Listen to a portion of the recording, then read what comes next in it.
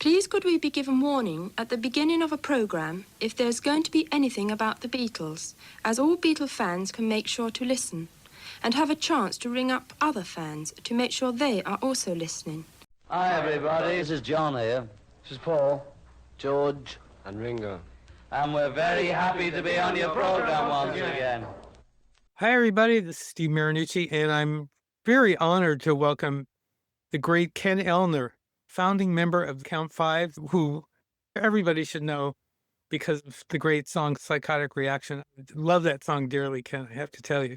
We're going to talk about the Count 5 history and how it applied in the Bay Area, and also what it was like being a band in the world with the Beatles. Welcome, Ken. Nice to see you, Steve. Let's start with the band was started in 1964, but they didn't start out with the sound that we know from Psychotic Reaction, correct? Yeah, I mean, the origin, I guess the core of the band started in 64. Roy Chaney and John Mahowski and I were the ones that moved on from a band that we formed called the Squires. Okay. Roy started it with John. We called John Mouse. And then they had a drummer named Skip Cordell. And then I joined. And then we had a piano player by the name of Phil Evans. We actually dragged around an upright to all the gigs. He didn't have an electronic piano, so we had to drag his upright everywhere. Eventually, he left the band, and then Sean Byrne, or John Byrne and Sean Byrne, same name, he moved in across the street from me. My uncle had sold his house to his uncle, and he came over from Ireland. And so since we didn't have a piano player, we decided to add a guitar player, rhythm guitarist, and that was Sean Byrne. So then Skip Cordell quit, and we had to replace the drummer. And so we were still the Squires. And then finally, we ended up with Craig Butch Atkinson as the drummer. And then we changed the name to Count 5. They started out as a surf band.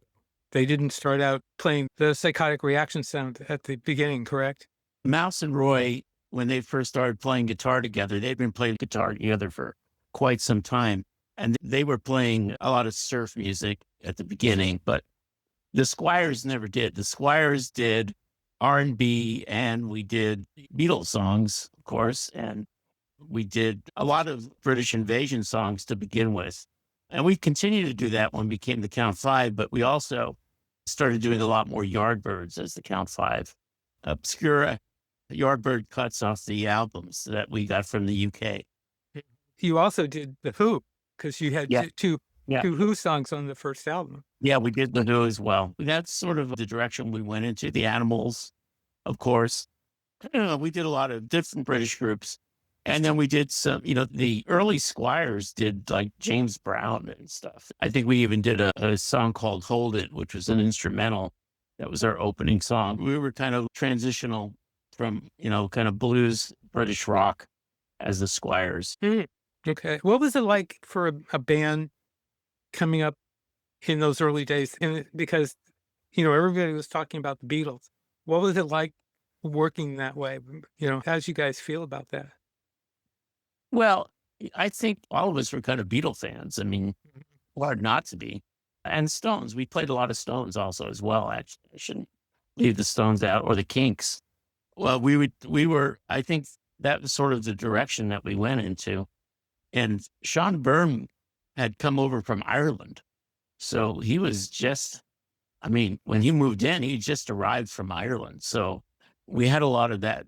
And I remember the first day that I saw him, even though he lived across the street from me, we all went to the same high school, and he bought his guitar to school one day, and he was sitting in the quad playing Mrs. Brown, You've Got a Lovely Daughter by Herman's Hermits.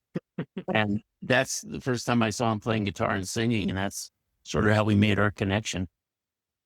Yeah, but I guess to answer your question, of course, we played a lot of Beatles songs. John had the perfect John Lennon voice, and so a lot of the Lennon stuff he did, my voice was slightly higher, so I ended up doing a lot of the McCartney stuff. We did things like I'm Down, and of course, I Want to Hold Your Hand, and She Loves You, and I Feel Fine. We did our fair share of Beatles songs as we were progressing as a band and playing covers and trying to get as many gigs as we could. One of the things about playing locally in this area, and I'm in the Bay Area, we're both in the Bay Area, that you play. A lot of other bands who became famous got their start here. Santana played. I remember Santana playing, I think it was at San Jose High School, because I lived in San Jose for a while. Santana was there. Of course, there was the Syndicate of Sound, Hey Girl, a Chocolate Watch Band, and the Gollywogs, who later became Creedence Clearwater. Did you ever play together with any of those guys? Well, you must have played with Syndicate of Sound, I would think. Yeah, we played with all of them, actually. Did really? Yeah, it was a large, rock facility in Santa Clara called the Continental Roller Rink. Right. And there was 3 stages in that roller rink. And so when Mhm. one band played, the next band would start. So we played with the Syndicate there. We played with the Gollywogs there. And we played with the Chocolate Watch Band there. We played with a lot of different bands there. So it was kind of interesting. How does Psychotic Reaction come about? That's a great story. The way it happened was this. It was 1960, I'm trying to remember now, 66. And John was at a class at San Jose City College. He graduated high school in 65. He was a year older than me. And Butch as well. Butch went to San Jose State, and John was at San Jose City College. And he was in a psychology class, and they were giving a lecture on different kinds of psychosis. And he was sitting next to a guy that we went to high school with by the name of Ron Lamb. And Ron and the professor was talking about psychotic reactions. Mhm. And Ron had said to John, that would be a good name for a band. I read a lot of articles about that particular scenario, and the guy said it would be a good name for a song, but it wasn't. It was for a band. And John thought to himself, maybe it'd be a good name for a song. And so he came back to the rehearsal that night and he said, I had this conversation with Ron Lamb and I thought it would be a good name for a song. So we kind of left that where it was. It'd be a good name for a song. And we never really did anything with it. We just thought it would be a good name for a song. Then I don't know how many weeks later, I picked up the harmonica and I was starting to learn how to play it a little bit better than just a few notes on, I should have known better, right? So we're starting to do Yardbird songs and we were doing I'm a Man and things like that. So I bought this harmonica to practice and I started doing this riff on the harmonica. And then Roy and Mouse kind of joined in and Butch and John. And we started doing this sort of instrumental. And then we got to the second section and we kind of added the rave up section that we have. But there were no lyrics. So it was an instrumental. We created this instrumental song. We played it as an instrumental for months and there were never any lyrics to it. John had been writing songs for quite some time. So he's sort of like the designated lyricist, I guess, he was doing it and he was good at it. So my dad started managing us and we played a gig at this place in Redwood City called the Cinnamon Tree. My dad came out to the Cinnamon Tree and we were playing Psychotic Reaction as an instrumental and the crowd was going crazy. And he said, guys, that song is going over better than anything else that you're playing. People, the kids love it. You need to write lyrics for it. So this went on for quite some time. And then we were rehearsing at my house. We used to rehearse at either my house or Butch's house. And we were at my house. The instrumental started at Butch's house. And we're at my house. And my dad came in while we were rehearsing the song. And he said to John, I've asked you guys several times to write lyrics to this. Why don't you go across the street and don't come back until you have them? And it's exactly what happened. And so he came back with the lyrics. And then we had lyrics to the song that we'd been playing for months as an instrumental. Then we ended up playing another gig at West Valley Junior College, which at that time was located on the corner of Campbell and Winchester. It was in like a cafeteria or something. I think I know where you're talking about. That was not a place to play. It wasn't made for rock concerts, really. Well, we were still playing dances then, and Okay.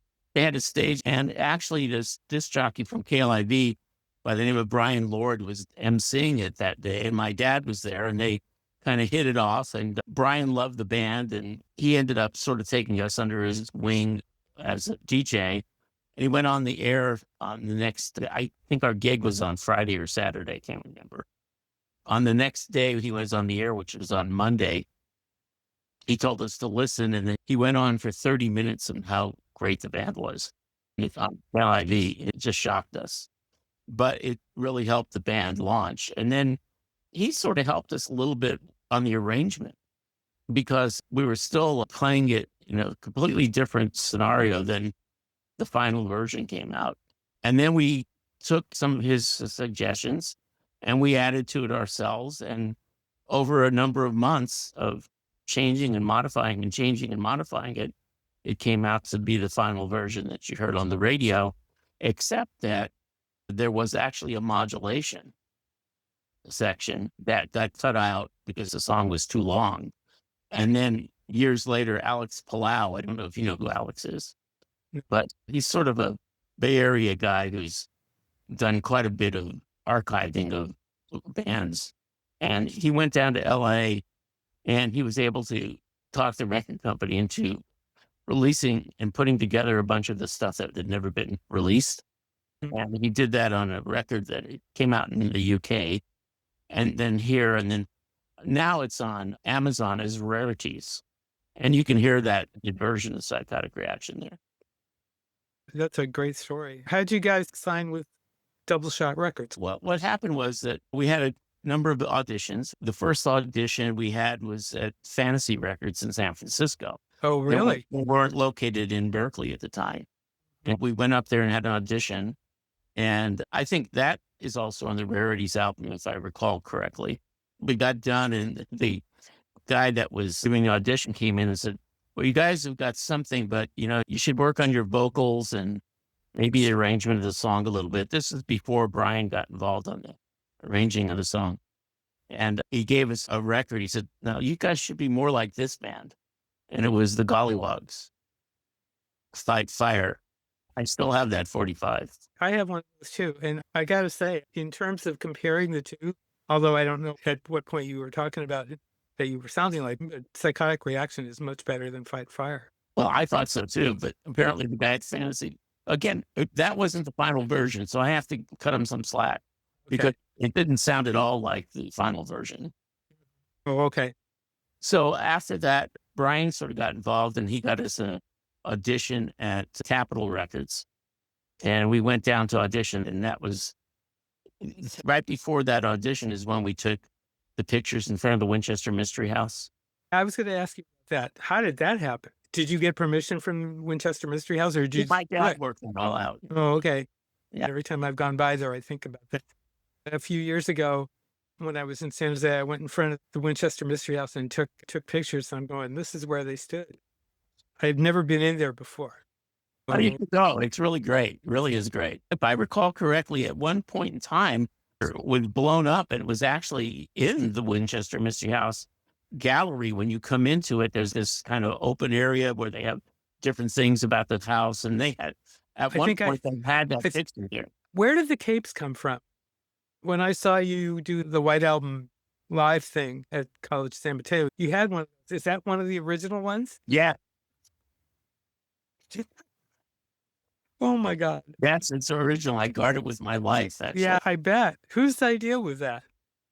That was my idea and John's idea. We came up with the name. We were sitting around my kitchen table. Remember, we lived across the street from each other. Right.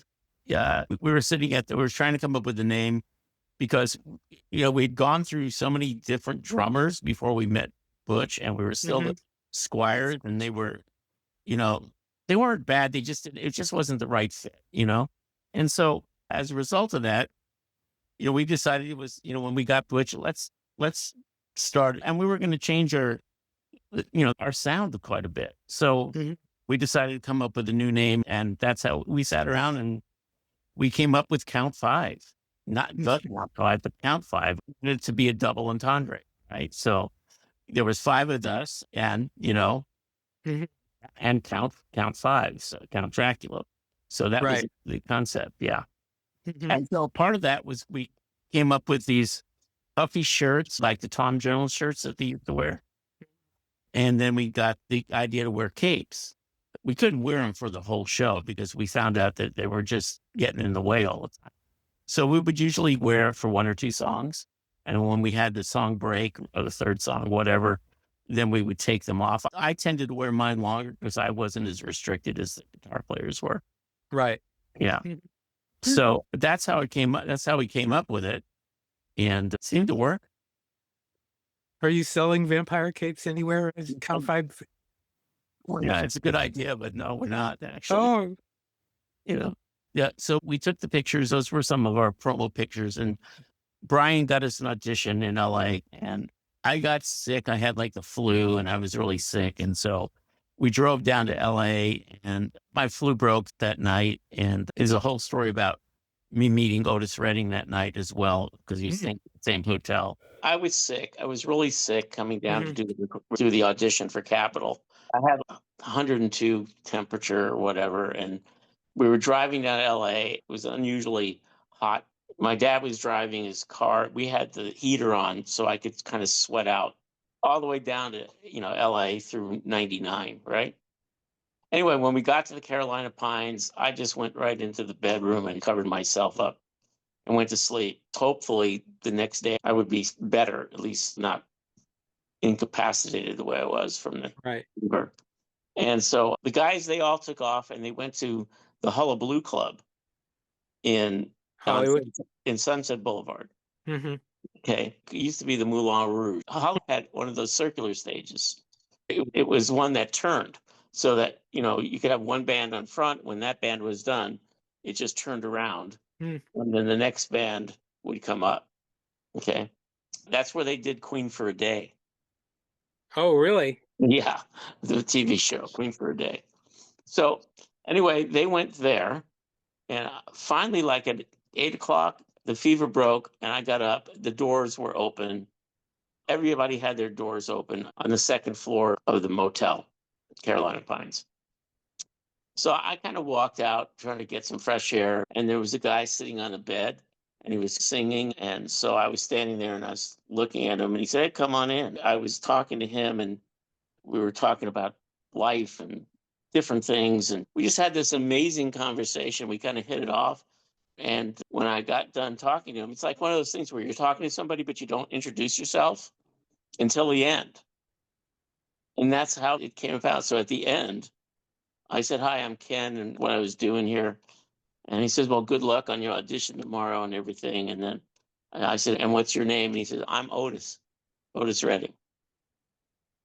Wow. So I had this conversation with him for like a half hour. It was just phenomenal, about music, about life, about social issues. It was really something to remember. I'll never forget it. I assume he was a big name at that point. Maybe not as much as you would think, right? And Doc of the Bay wasn't out yet. Oh, okay. So that was also before Monterey too, then. Yeah. Okay. Okay. Yeah. That's and then, the next morning when we got up and we went out to go get the drums and everything, there was the bus and it said Otis Redding on it, Oh, wow. So, yeah, it was definitely something to remember. That's a great story. It really was great. I mean, not only that, he was really such a good guy, just a nice man, But anyway, Butch had left his drums in his car, and there was a garage underneath the Carolina Pines where we were staying. And in the morning, they were gone. So I was sick. His drums are gone. And then, to make matters worse, we were able to rent a set, right? So he was playing on an unfamiliar set.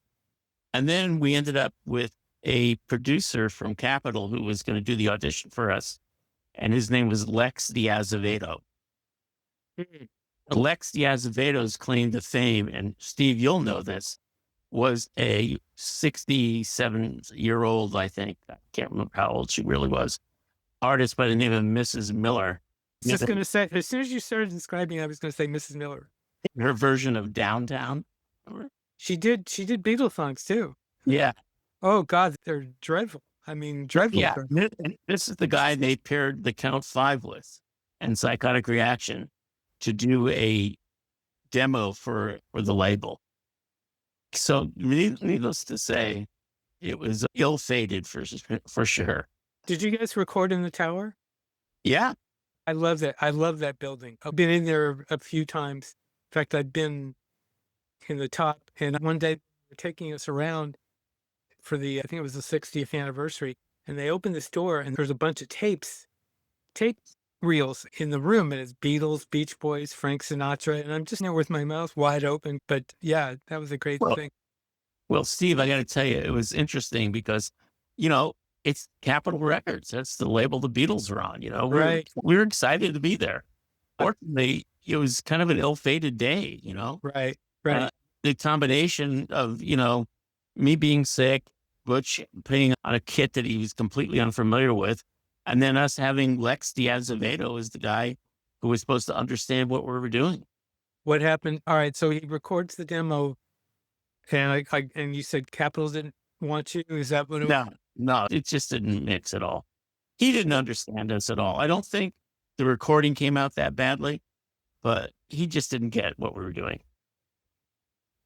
So we left Capitol, and then we had another audition with a company called Mirror Records, MIRA. Oh yeah, I've heard of that. I can't remember off the top of my head who was The on that. Leaves. The Leaves. Okay. Yeah. The producer flew up here, and we actually recorded at Pacific Sound Recordings in San Mateo. Okay. A lot of people did there, right? So we did the demo there, and he came in, and he had produced the Leaves. He was the producer of the Leaves, Hey Joe. And so he came in, and he decided that he thought that the song shouldn't have a harmonica. Yeah, he felt that there was no need for a harmonica. I don't know what happened to the acetate that we actually thought, but it didn't come out that well. Anyway, that was not a mix for us. And so Brian got his audition with Double Shot Records in LA. And we went down, and we played Psychotic Reaction, and they were just blown away by it. And that was it, you know. Did you record in their studio or another studio? They recorded at Western Recorders, which was the old Decca recording studios. And then Richard Perry took that over and did a lot of great recordings there as well. And the Beach Boys used that. Brian Wilson used it. Yeah, Western. Mm-hmm. That's where it was. It was a good studio. Okay. We had, I think, Cy Mitchell was the name of the engineer, and he was really good. It's interesting. On our audition songs, they just sort of didn't get involved. They just let us do our thing, which was not the case on the album. So, okay. We did a great job on our stuff, and Cy Mitchell did a great job with the engineering, and it came out great. I think the one suggestion that they gave us on Psychotic Reaction was that part where the vocals go, and it feels like this. That was Hal Wynn's suggestion. Other than that, they did some edit at the end of the song because it was going on too long, so they got rid of the modulation. They edited the center section rave at the end of the song as well. So after the solo guitar where it just goes dan dan dan dan dan dan dan dan dan dan, we would then modulate. But what they did is they just spliced the section of our rave to that point on the drum beat. So, which ended up being a really good. Who produced that one? Hal Wynn. Okay. Mm-hmm. Okay. But they didn't use that version for the album. You had to, did you? No, that version is on the album. Version is on the Yeah. Okay. The single version is on the album. They never used the modulation one. That was put together in the 90s by Alex Palau. Yeah. Okay. Maybe in the 2000 section. So the album gets released. And Yeah. Did it sell good right away? No, the album did not do well. If I recall the numbers correctly, I think maybe it did a total of 60,000 albums total. Yeah. No, that's not bad for those days. No, it's not too bad, but I don't think it charted very high on the Billboard list. You know, The song hit number 5. the song charted great. The album didn't chart that well. Okay. And then I think our follow-up song was Bubbling Under at 103, 104, Peace of Mind on the Billboard chart, which is still not horrible. When you No. look at the whole world, I mean, you're still top 104 songs in the country, but But you guys did play on American Bandstand and on Where the Action Is. yes, we did. And a lot of local LA shows as well. What was it like on American Bandstand? Oh, American Bandstand was great. I mean, I think, we had already met Dick Clark because we had done the Where the Action Is, I think, before American Bandstand. Oh, you did it before. Okay. Or it may have been after. I can't recall. It's a number of years ago. But in any event, he was so nice. And then we did 2 Where the Action shows. And the first one we did was at his house. Okay. And he actually came out to our cars. We were still dragging around our equipment and stuff in our cars. And he actually helped Butch bring his drums into his house. Wow. Yeah. And he's one of the sweetest guys ever, really. So, yeah, it was great. Yeah, that sounds really. And then you toured with a bunch of well-known names. You toured with the Buffalo Springfield. You toured with the Doors. Did you tour with anybody else? Well, the Doors opened for us. Oh, did they? Yeah. We Where were was- in, Go ahead. we were in Santa Barbara at the Earl Warren Fairgrounds. Mhm. And the show was them, Count Five, and this group from LA that hadn't really released their album yet, The Doors. So that's when that happened. So they opened it for us. What did you think of them? I loved them. I thought they were great. I really did. I still do to this day. One of my favorite bands. Did you talk with Morrison by chance? Well, here's the story. Somehow our snare drum disappeared. And somebody told us that somebody in the Doors couldn't, I don't know if it was any member or their equipment guys or somebody was with them. I don't know. Somebody told us that they had, unfortunately, had picked up our drum. And so Roy went over to where their dressing room was and he picked up this leather jacket. And so Jim came to me and said, "Have you seen a leather jacket?" And I said, "Have you seen a snare drum?" And he said, "I don't know." I said, "I don't know either. Let me go check. If I find it, I'll meet you here in the middle of the arena and we can exchange it, or you can find our snare drum." And that's what we did. Rock and roll diplomacy. That's great. Any other stories like that? How about the Springfield? Anything? No? No, I think the only thing we had with the Springfield is we were playing Gazzari's not on the Strip, but on La Cienega. And apparently they were playing there at some time too. This is before their hit, right? And so we came in one day and we left our gear there overnight because we were playing 4 or 5 nights in a row or something. And we came in and they were on our gear playing, rehearsing on our gear. So we asked them to stop doing that. So what happened after that point when you guys stayed together for how long? I think we played one more 67 and then 68 was it 67? I think the end of 67 is when the band kind of split up. But, we did play together at the Nuggets show in San Francisco the year before. Lenny Kaye did a 50th anniversary of the Nuggets. I did that show in Pasadena. And the band was invited to that, but they didn't want to go to that one. But they did the one in San Francisco. So it was Roy Mouse and I did the show in San Francisco. Yeah. But you did do a reunion with the whole band in 87. That's a one step beyond nightclub. We did in 87. And we did play a lot in between that. We played at the Edge in Palo Alto. We did some shows at downtown San Jose. I think it was part of what was that thing about? They had all these different bands playing at all these different clubs. And we played at a restaurant, can't remember the name. And then we were using Rocky Estrella at the time because Butch had moved to Texas and he had passed away at a young age. And so Rocky Estrella was our drummer then. And then unfortunately, Rocky passed away. And then we did another show to raise money for him with the syndicate and us. And it was downtown. San Jose as well. And then Patrick, the drummer from the Syndicate, played with us on Psychotic Reaction.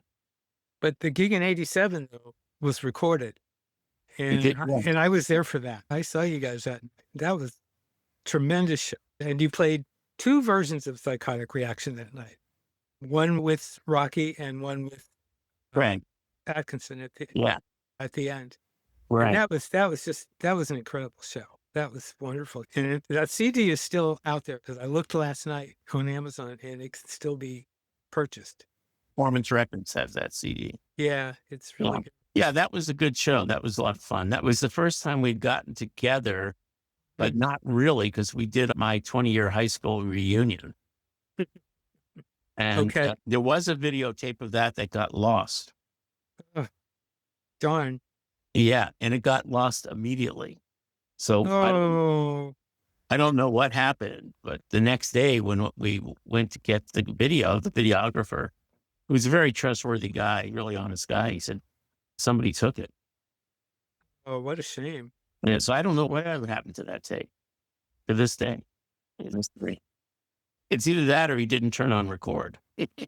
Yeah, that's the other thing. Which I doubt, seriously. I'm sure.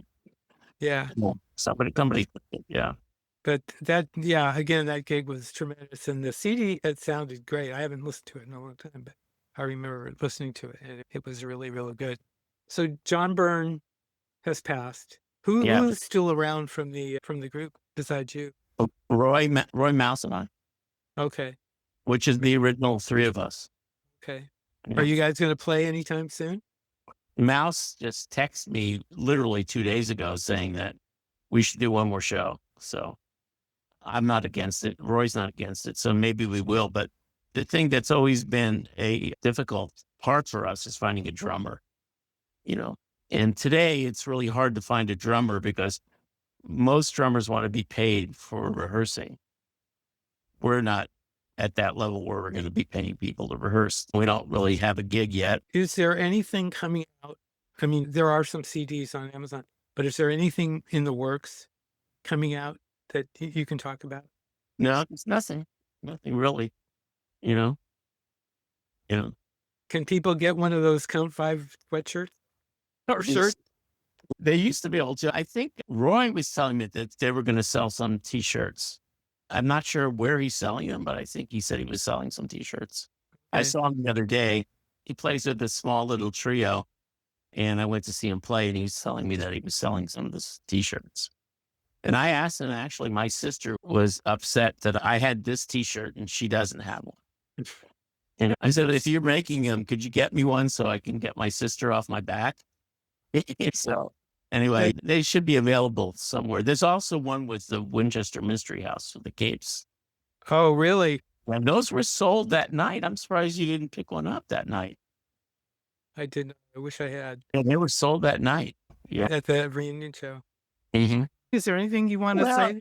I know that you did ask me about any kind of other Beatle connections. And I think when the record was out, it was starting to make its way through radio, right? Mm-hmm. We were able to listen to KRLA because it was a 50,000 watt clear channel station at like late afternoon, into the evening. Mm-hmm.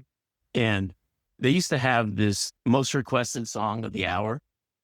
And then they would play it every hour, and it was like a battle of songs, right? It would battle songs against who was the most requested. And the one that we were battling was Here, There, and Everywhere. Oh, my God. We kept winning. Oh, it's like talking about a reality check when you're listening to that. You're going, oh, my God, our song is actually more popular than Here, There, and Everywhere. Do you ever run into any of the Beatles? The only time I ran into one of the Beatles was in a restaurant in LA. Yeah. Who was it? Ringo. Nice. Very nice. Very nice. Yeah. How about the Who or the Yardbirds, since they were such a big influence on the group? No, never met anybody from the Who or the Yardbirds. Mm-hmm. We did go see them, however. Okay. We saw them in San Jose at the Civic Auditorium. The Who, maybe it was like a third of the way full. That was it. There was hardly anybody there. The Yardbirds about the same. And we were really all key to see the Yardbirds with Jeff Beck, right? And so that night they announced that Jeff Beck was not going to be performing anymore with the Yardbirds, but they had this new guitar player named Jimmy Page. Oh we my God. we were all disappointed that Jeff Beck wasn't. And of course, then Jimmy Page just blew us away. Oh, yeah, I can imagine. Yeah, so we saw them, and then the Kinks. I had a career as a concert promoter, so promotions in the South Bay, and so I had a show at the Civic Auditorium with the Kinks and the Pretty Things. Okay. Wow. And unfortunately, I couldn't go to it because my dad passed away. So I Okay. had a friend of mine from Stanford, Randy Phillips. He came in and ran the show for me because he was doing shows up at Stanford. Mhm. So unfortunately, I never got to meet, Ray Davies. Ray Davies. Yeah. Other people, we used to play also the Hollies. A lot of people didn't realize that they were a big influence on us as well. And when we did our first tour, our first night on tour, we got into Alabama. We were playing in Mobile, Alabama. When we got in there, we didn't know who was on the show.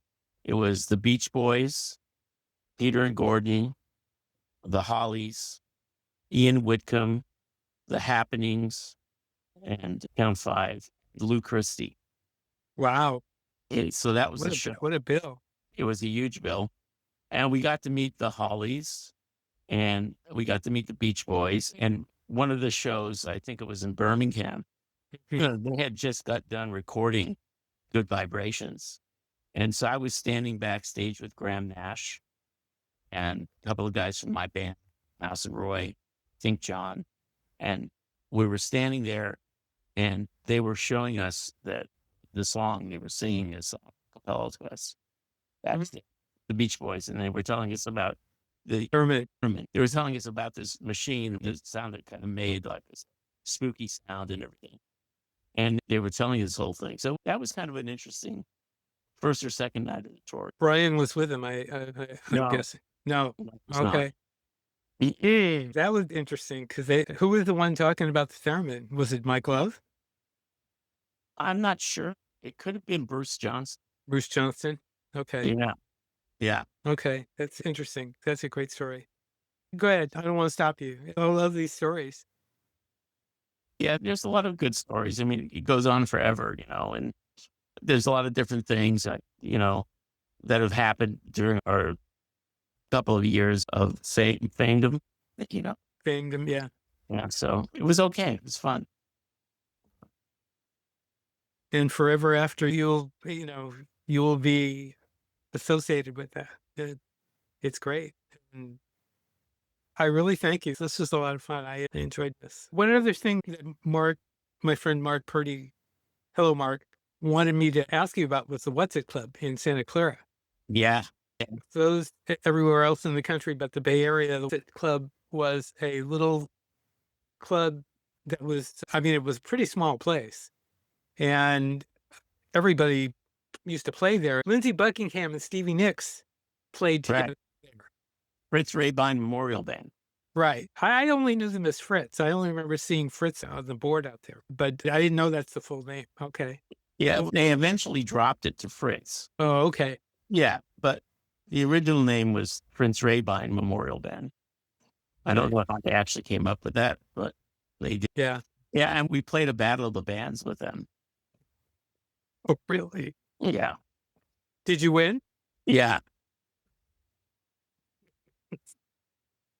Yeah, we could go on forever. This has been a lot of fun. I thank you for doing this and talking about the band, and best of luck. Great. Yeah, that battle bands took place at the What's It. Oh, did. Okay. Yeah, that was what they were famous for. If you could get a gig at the What's It, it was always be a battle. How many times did you guys play there? We played there quite a bit. We played there as the Squires. Oh, wow. We played there. Oh, by the way, the Squires did have Beatle jackets. Oh, really? Yeah. Okay. Powderlip ones. Okay. I think two of the most influential venues in Santa Clara County were both in Santa Clara. You had Continental Roller Rink, and then you had the What's It Club. So you could actually do a whole video about its own. I'd been by the site before, and there's not even a mention there. I never saw Fritz. What did they sound like back then? They were really good. Buckingham Nicks is sort of where they ended up going to. But they were a cover band and they were a good band. I mean, they were very popular. Oh, yeah, I agree. They played all over the place, I remember. There was a lot of interaction over the years with Lindsay. Not so much Stevie. I don't think I really knew Stevie at all, to tell you the truth. But Lindsay, I had the interaction with. So Those were the days. yeah, As the kind of song. great. Yeah, kind of Yeah. crazy stuff. I Yeah. have a lot of stories, Steve. We could probably go on here forever. I'm just going to say, Kenn Ellner, this has been a blast. Thank you very much. And thanks everybody for watching and listening and whatever. And we'll see you soon.